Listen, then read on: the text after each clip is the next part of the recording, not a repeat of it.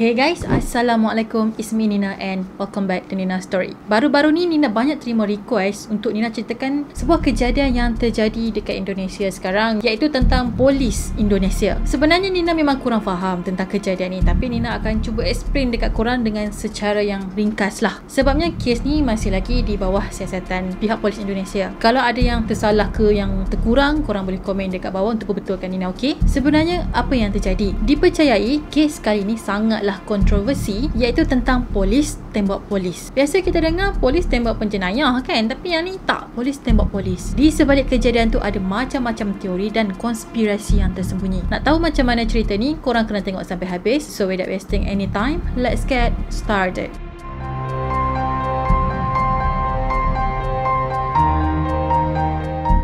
Pada 8 Julai tahun 2022, iaitu pada hari Jumaat, Brigadir J kena tembak di rumah Kadif Propam. Dipercayai pada awal tu dia kena tembak disebabkan oleh motif percintaan ataupun cemburu. Yang Nina rasa sedih tu kan, hari yang mana dia kena tembak tu adalah hari jadi ayah dia tahu. Memang berita yang family dia dapat ni memang menyakitkan lah. Sepatutnya hadiah yang menggembirakan lah si ayah ni dapat kan. Tapi pada hari yang membahagikan, dia telah terima perkabaran yang mana anak dia telah meninggal ataupun dia telah kehilangan anak lelaki dia. Bukan tu je, Brigadir ni sebenarnya nak kahwin tak lama lagi. So adalah beberapa bulan lagi yang diorang ni akan berlangsungkan perkahwinan. Preparation semua dah buat dah tahu. Tapi akhirnya Vera ataupun girlfriend dia tak dapat bersama juga dengan Brigadir. Brigadir ni sebenarnya telah ditugaskan untuk mengawal keluarga General Ferdi. Jadi General Ferdi dalam kes ni adalah salah seorang suspek juga. Jadi dalam hierarki polis Indonesia, General Ferdi ni adalah orang atasan dan General 2 bintang. So tugas Brigadir ni adalah untuk menjaga keselamatan keluarga General tadi. Pada awal tu, kes ni dipercayai bermula dari Brada E yang tembak Brigadir J. Konon puncanya Brigadir ni buat benda tak elok lah dekat isteri General Ferdi tadi yang bernama Puteri Chandrawati. Dan pada masa tu dikatakan juga General tu memang tak ada dekat rumah dan dia ada dekat tempat lain untuk melakukan ujian PCR. Sebelum kejadian tu, geng-geng polis ni datang dari Magelang nak ke rumah General Ferdi tadi untuk kuarantin. So dah sampai dekat situ, masing-masing masuklah ke dalam bilik untuk berehat. Tiba-tiba Barada ini kata dia terdengar suara puteri tadi tu ataupun isteri General menjerit. So dia pun cepat-cepatlah keluar daripada bilik dia dan pergi tengok apa yang terjadi. Sampai dekat depan pintu bilik puteri, dia nampak yang Brigadir J ni baru keluar daripada bilik tu. Bila dia tanya Brigadir apa yang jadi, tiba-tiba Brigadir ni tembak dia tanpa sebab. So masa ni lah dikatakan terjadinya kejadian tembak menembak di antara diorang berdua. Tapi Barada selamat, dia tak kena apa-apa tembakan yang malangnya si Brigadir J tadilah. So hasil bedah siasat menunjukkan yang Brigadir ni meninggal selepas ada 7 kesan tembakan dekat badan dia. Manakala General tu pula dia baru tahu tentang kejadian tu selepas isteri dia call dia, and then barulah General tu balik ke rumah dia. Pada hari yang sama juga, isteri General Federal tadi dia buat report polis. Dia kata yang Brigadir J ni cuba nak cabul dia dan cuba untuk melakukan kekerasan. Esok tu jenazah Brigadir diserahkan kepada family dia lah untuk melakukan pengebumian. Tapi family dia pelik tahu sebab semua barang-barang Brigadir ni diserahkan kepada diorang kecuali telefon dia je. Bukan tu je, kawasan rumah diorang ni memang dikawal ketat oleh pihak polis. Dan satu lagi,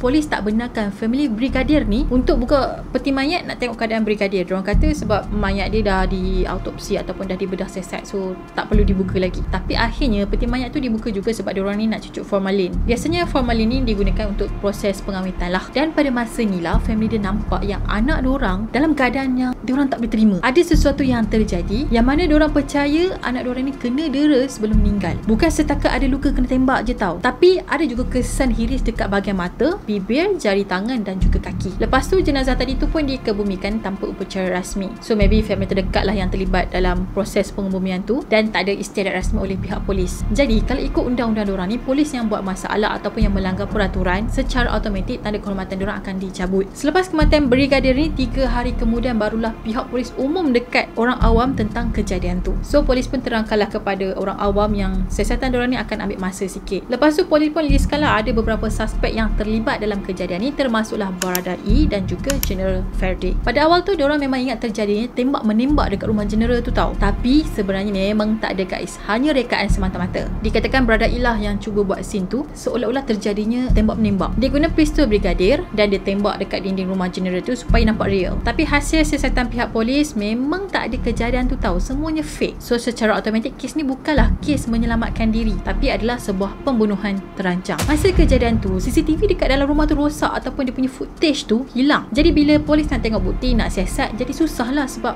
bukti utama hilang. And then pada 27 Julai, family brigadir nekat untuk tegakkan kebenaran dan diorang nak brigadir ni dibuat autopsi buat kali kedua. Sebab diorang rasa macam ada sesuatu yang tak kena tentang kematian anak diorang. So autopsi pun dibuat dan doktor terjumpa ada sebuah plastik yang berisi otak dalam perut, and then lidah, paru dan juga jantung bergabung jadi satu. Ada kesan retakan dari leher ke mulut, lengan patah, tulang jari patah, lebam di punggung dan kaki kiri dan juga kanan bengkok dan ada lubang di pergelangan kaki kiri. Tapi kalau ikut explanation doktor, kalau ada otak dalam bahagian perut tu adalah benda yang normal. Sebabnya dah pernah buat bedah siasat kan sebelum ni. Jadi itu yang kali kedua. So kalau diorang bedah, kalau ada otak dekat bahagian perut tu adalah benda biasa. Jadi lepas bedah siasat tu kan, kalau ada apa-apa organ yang diorang keluarkan, diorang akan kumpul dan masukkan, and then diorang akan jahit. Hasil autopsi ni juga, tembakan pertama terjadi dipercayai daripada belakang kepala dan tembus ke hidung. So tim forensik percaya first tembakan ni lah yang membuatkan nyawa brigadir ni melayang. Selepas ada beberapa perkara yang mencurigakan, akhirnya polis Indonesia decide untuk melanjutkan siasatan. So diorang telah siasat seramai 56 orang anggota polis dan seramai 31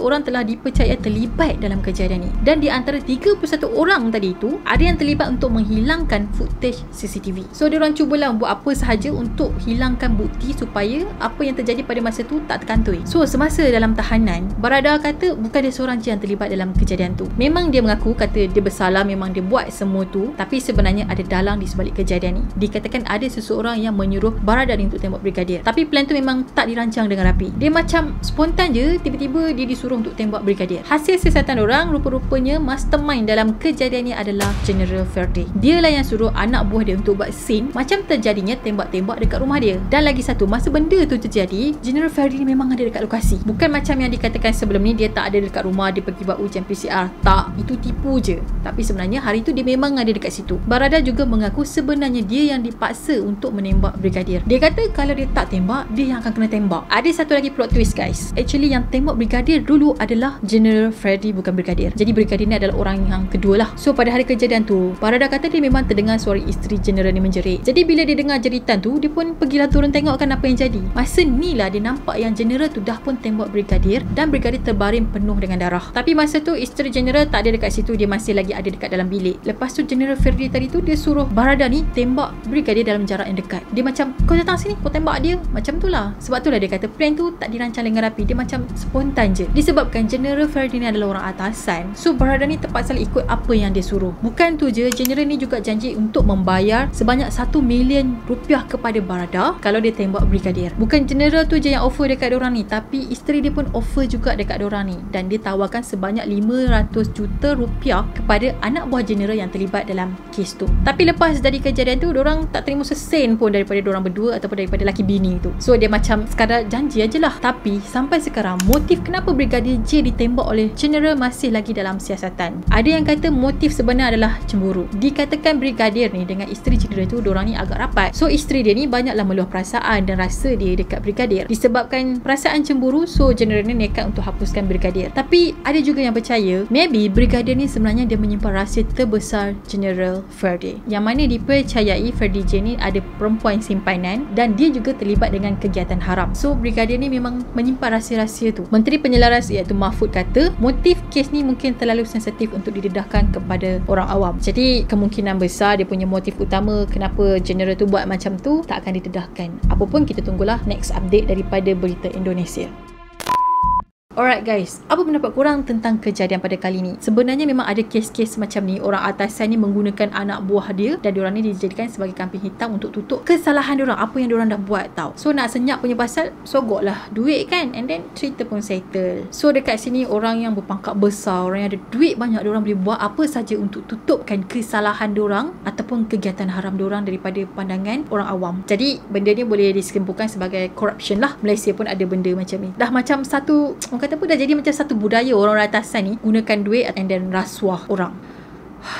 memang scary kan. Jadi Nina nak tahu pendapat korang sebenarnya apa motif utama General tadi tembak Brigadier. Komen dekat bawah. And yeah, that's it for today. Dan Nina harap korang suka dengan video yang Nina kongsikan pada hari ini, dan Nina harap korang faham tentang kronologi kejadian, sebab Nina dah cuba ringkaskan dan sampaikan dengan korang dengan cara yang terperinci supaya tak melirik-lirik. Dan Nina harap korang berpuas hati. Pada korang yang belum lagi subscribe channel Nina, jangan lupa untuk subscribe dan turn on notification supaya korang tak terlepas dengan video-video yang Nina akan upload pada masa yang akan datang. Dan follow Nina juga di Instagram. Kita akan jumpa lagi in next video. Bye bye. Assalamualaikum.